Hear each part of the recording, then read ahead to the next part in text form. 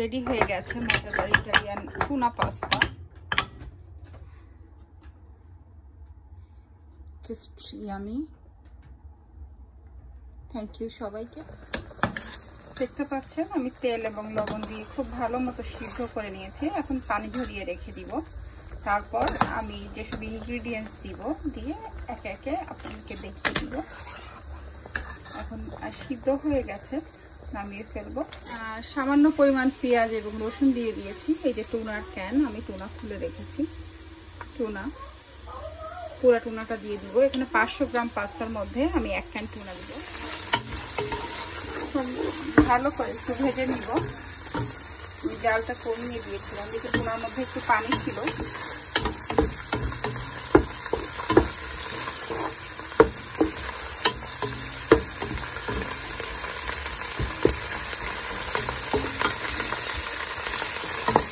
আমি 2 থেকে 3 মিনিট ভালো করে এটা কষিয়ে নিব। দেন আমি পাস্তা সস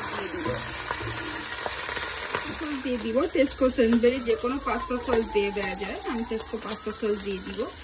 আর দেখতে পাচ্ছেন খুব ভালো মতো করে ভেজে নিয়েছি। এখন পাস্তা সস দিয়ে দিব। যেহেতু 500 গ্রাম পাস্তা, 500 গ্রাম পাস্তার মধ্যে 1 ক্যান টুনা এবং আমি 1/2 গ্রাম পরিমাণ সস দিয়ে দিয়েছি 500 গ্রাম পাস্তায়। এবং টুনার প্যানে ছিল এটি হচ্ছে 145 গ্রাম টুনা, 2 থেকে 3 কোয়া রসুন কুচি এবং সামান্য পরিমাণে পেঁয়াজ কুচি টেস্টের জন্য 1 স্লাইস। আমি এটা খুব ভালো মতো কষিয়ে নিব। কষিয়ে এটা হয়ে গেছে, অলমোস্ট হয়ে গেছে। আমি পাস্তা দিয়ে দিব। আর হাফ পোর্শন করে 500 গ্রামের মধ্যে আমি হাফ পোর্শন করে দিব। এর টেস্ট বৃদ্ধি পেতে সাহায্য করে। আমি এটি কিছুক্ষণের মধ্যে এটি দিয়ে দিব। এখন দেখতে পাচ্ছেন দিয়ে দিব।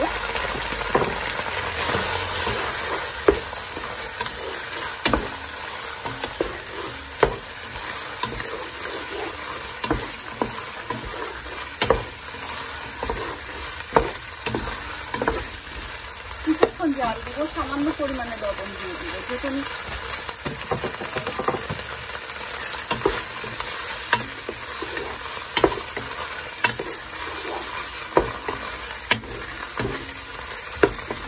দিয়ে দিয়েছি মিক্স পেপার।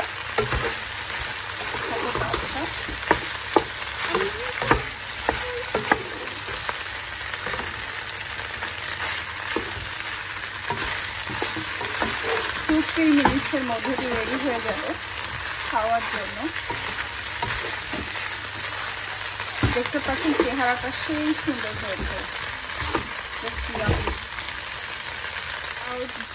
1 মিনিটের মধ্যে নামিয়ে ফেলবো। আমি এখন মোজারেলা চিজ দিয়ে দিব। এটি আমি 100 গ্রাম পরিমাণ নিয়েছি 500 গ্রামের মধ্যে দেওয়ার জন্য এবং ভালো করে মিশিয়ে নিব।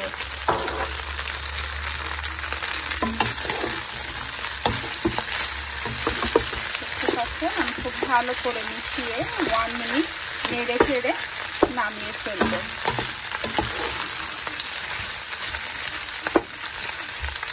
মিক্স পেপার, আমার এটির নাম হচ্ছে মিক্স পেপার দিয়ে Italian pasta, Italian tuna pasta.